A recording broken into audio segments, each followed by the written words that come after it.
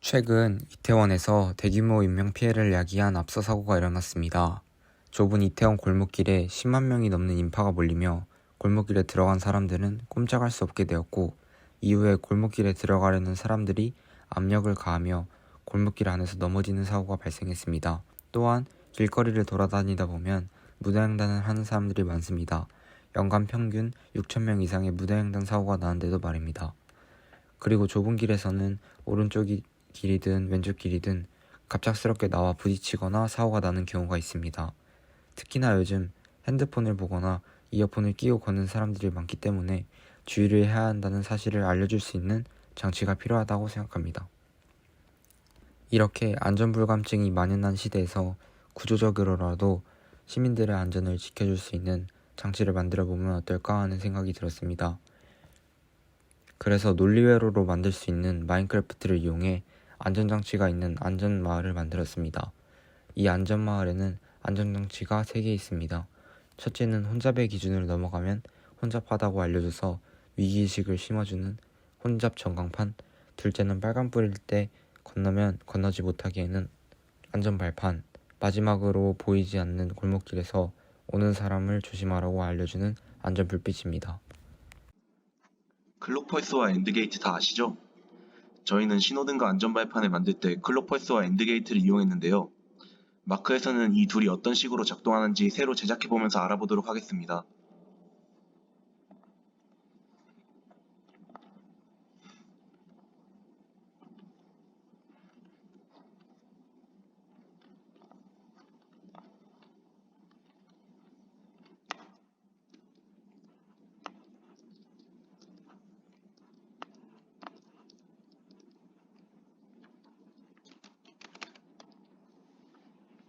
지금 엔드게이트를 만들었습니다. 마크에서 엔드게이트는 레버 2개가 입력값이고 뒤에 연결된 레드스톤이 출력값입니다.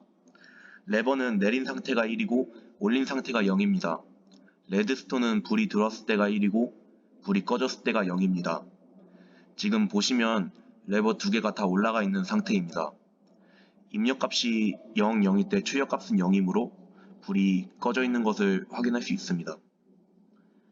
한쪽만 내려보도록 하겠습니다.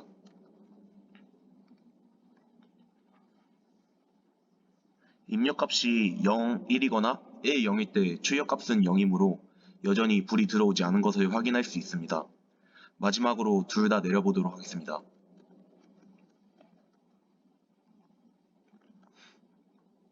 둘 다 내리면서 입력값이 1, 1이 되자 불이 켜지는 것을 확인할 수 있습니다. 다음은 클록펄스를 알아보도록 하겠습니다.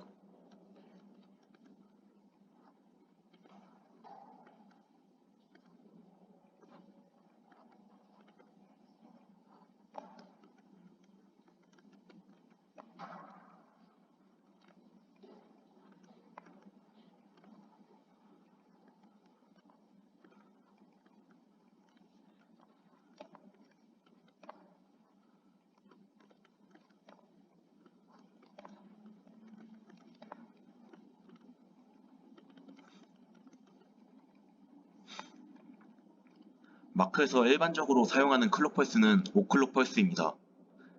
완성된 오클록펄스를 보시면 일정 주기마다 출력 상태가 0, 1로 계속 바뀌는 것을 볼 수 있습니다. 최근 대규모 인명피해를 야기한 이태원 압사 사고 소식을 접한 뒤 그렇게 많은 사람들이 희생되었다는 사실에 안타깝다는 생각을 많이 했습니다. 그래서 이태원 압사 사고가 일어난 원인을 파악하고 앞으로 그러한 사고가 다시 일어나지 않도록 예방책을 만들어 보고 싶었습니다. 우선 마인크래프트에 압사 사고가 일어난 해밀턴 호텔 옆 골목과 그 주변을 재현해 왔습니다. 압사 사고가 일어난 해밀턴 호텔 옆 골목은 폭이 4m, 길이가 40m에 불과한 좁은 내리막길이었습니다. 그리고 내리막길을 올라가면 세계 음식 문화거리가 있고 내려가면 이태원역 1번 출구가 있습니다. 사고가 일어난 할로윈데이 때 이태원 일대에는 10만 명 이상의 사람들이 모였고 압사 사고가 일어난 해밀턴 호텔역 골목과 그 주변에는 수용 가능 인원보다 약 7배나 많은 사람들이 몰렸습니다. 그리고 이 좁은 내리막길에는 세계 음식 문화거리에서 이태원역으로 향하는 인파와 이태원역을 나와 세계 음식 문화거리를 향하는 인파가 맞물려 통행이 불가능한 정체 현상이 발생했습니다. 하지만 내리막길 후방의 인파는 전방의 가파른 지형과 정체 현상을 알지 못했고 전진하려는 힘을 가함으로써 내리막길에 정체된 인파가 무너지며 압사 사고가 발생한 것입니다.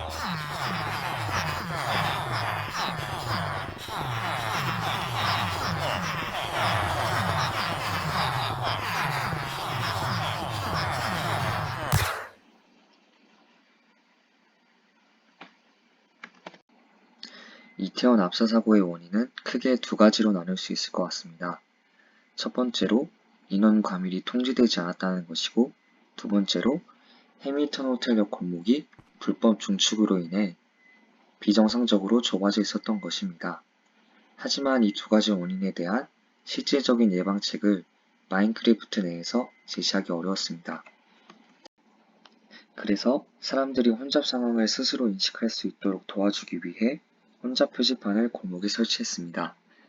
원래는 신호등 정도의 규격을 생각하고 표지판을 제작하려고 했으나 제작하다 보니 규격이 너무 커져 버렸습니다. 이 큰 표지판은 설치된 구역의 인원수를 파악하여 그 구역이 혼잡 상황이 된다면 불이 켜집니다. 혼잡 상태를 판단하는 기준은 정체 현상이 일어나기 전 단계인 사람들이 이동하면서 어깨가 계속 부딪히고 통행이 어려운 상태로 정했습니다.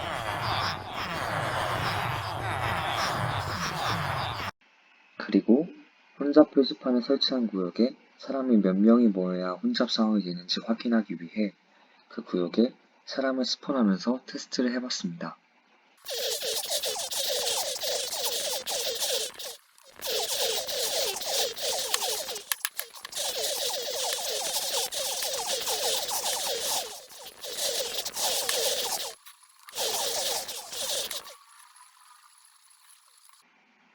혼잡 표지판을 설치한 구역은 사람이 248명이 모이면 혼잡 상황이 됨을 알 수 있었습니다. 그 다음으로 표지판을 설치한 구역에 있는 사람 수를 세고 혼잡 상황이 됐을 때 표지판에 전원을 공급하는 작업을 자동화하기 위해 커맨드 블록을 사용했습니다. 커맨드 블록은 마인크래프트에서 지원하는 명령어 기능을 효율적으로 실행하도록 도와줍니다. 사용할 커맨드 블록을 다시 한번 만들어 보겠습니다.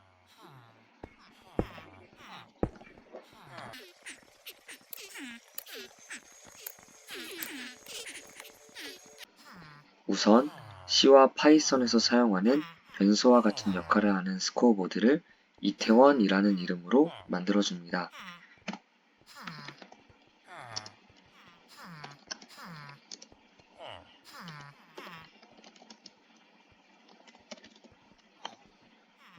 그리고 그 스코어보드의 상태를 알기 위해 스코어보드를 사이드바에 표시해줍니다.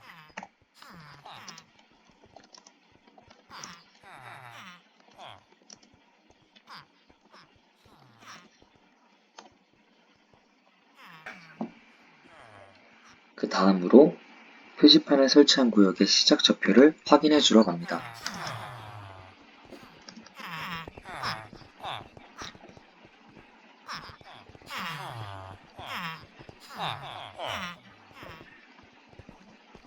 그리고 시작 좌표에서 끝 좌표까지의 변화량을 확인하기 위해 끝 좌표도 확인해 주러 갑니다.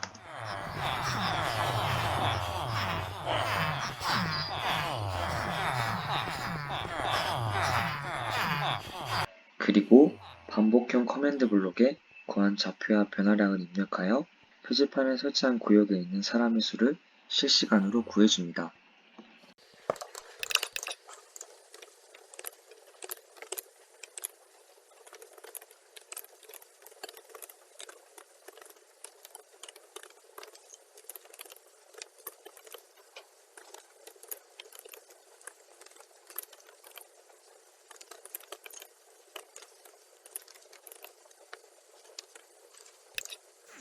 명령어를 다 입력하면 사이드바를 통해 표지판을 설치한 구역에 있는 사람의 수를 볼 수 있습니다.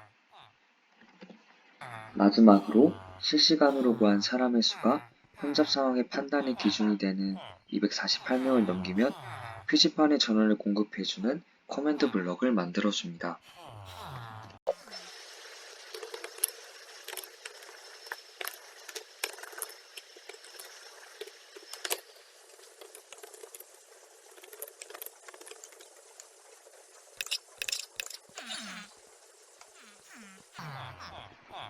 한번 시연해 보겠습니다. 현재 표지판을 설치한 구역에는 247명이 있고 사람이 한 명 더 들어가게 된다면 248명이 되어 이렇게 표지판에 불이 켜지게 됩니다. 그리고 다시 한 명이 나가게 된다면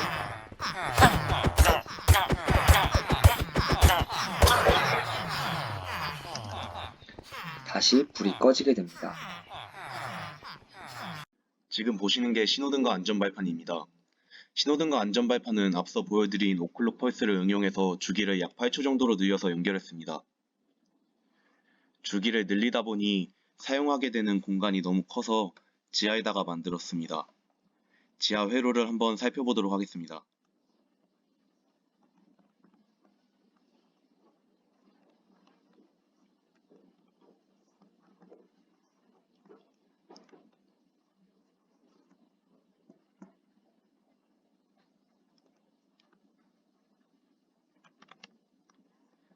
지금 보시는 게 클로펄스입니다.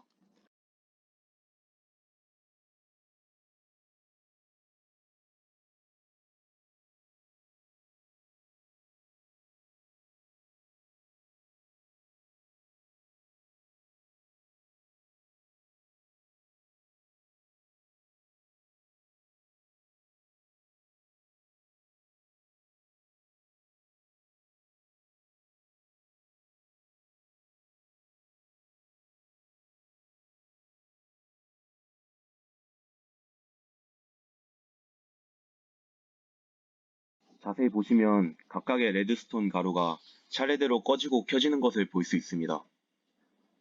이 많은 출력값 중 하나를 바깥과 연결해서 주기를 생성했습니다.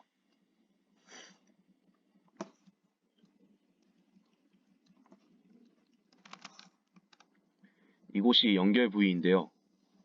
약 8초를 주기로 꺼졌다 켜졌다를 반복하고 있습니다.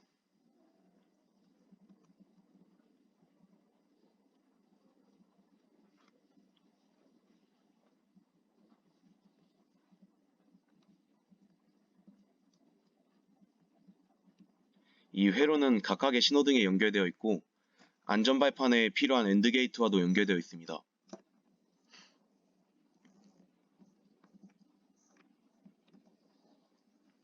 이렇게 회로를 따라가다 보면은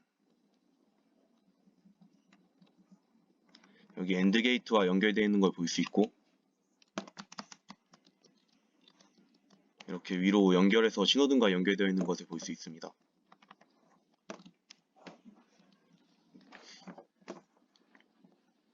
신호등이 빨간불일 때가 1인 상태로 설정했습니다. 그래서 빨간불일 때 안전발판을 밟으면 입력값이 1이랑 1이 되면서 엔드게이트의 출력값이 1이 되어 방지턱이 올라오도록 설계했습니다. 직접 체험해 보겠습니다.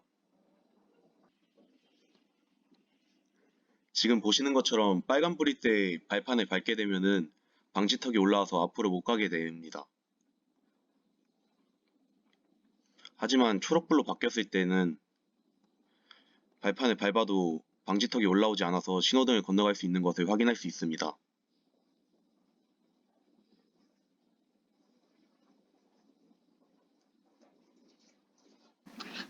여기는 안전불빛을 시행하고 있는 구역입니다. 안쪽으로 들어가 보시죠.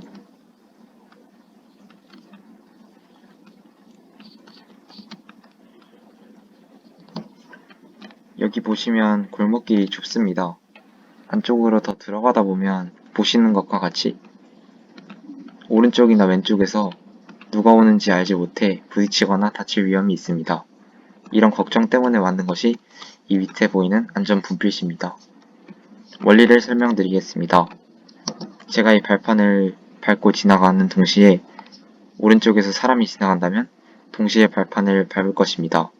그러면 이 안쪽에 이 엔드 게이트에서 입력 두 군데에 신호가 옵니다. 이 발판을 밟으면 이 오른쪽에 신호가 오고 이 발판을 밟으면 이 왼쪽에서 신호가 와서 이 엔드 게이트에서 출력값이 1이 됨으로써 이 밑으로 신호가 전달이 됩니다.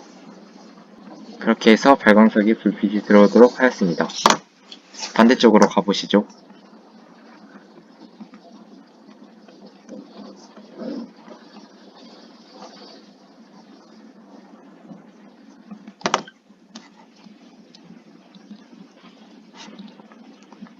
이번에는 입력값이 다른 곳에서 오니까 구분을 할 수 있도록 발광석이 켜지는 부분도 다르게 구성을 하였습니다. 이렇게 하면 내가 지나가는 골목을 기준으로 오른쪽에서 오면 오른쪽 발광석이 켜지고 왼쪽에서 오면 왼쪽의 발광석이 켜지도록 하여 어디서 오는지도 구분할 수 있게 만들었습니다. 이제 직접 사용해 보도록 하겠습니다. 성우님, 오른쪽 골목길에서 와주세요. 네.